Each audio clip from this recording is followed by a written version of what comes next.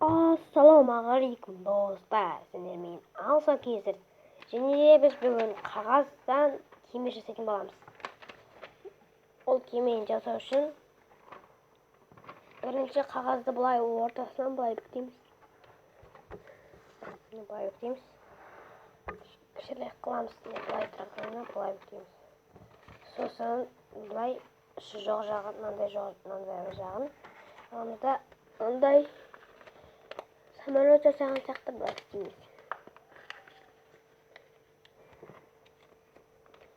Былай істейміз. Былай істегеннен кейін мына жағын мына жаққа істейміз да. Андай кішкентай жағын екі жақ болады ғой. Анда жағын осылай істейміз да. Екінші жағын тура солай істейміз. Осындай шықты. Енді ортасын ашамыз осыны. Енді осылай бір-бірінің ішіне кіргіземіз.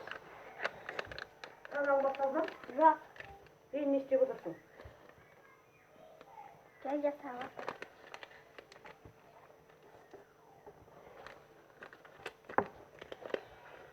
Сосын былай жасаймыз. Бағана былай істедік қой, иә? Сосын оны былай бүктейміз. Енді ойын мынандай тұрады, ортасы ашылады. Соның ортасын ашамыз. Бізде осындай не шығады, екі жақ шығады. Осыны былай ашамыз.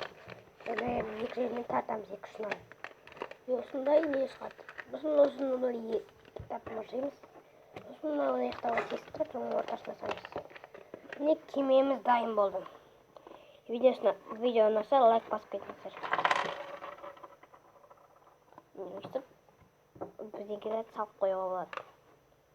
Ойнауға.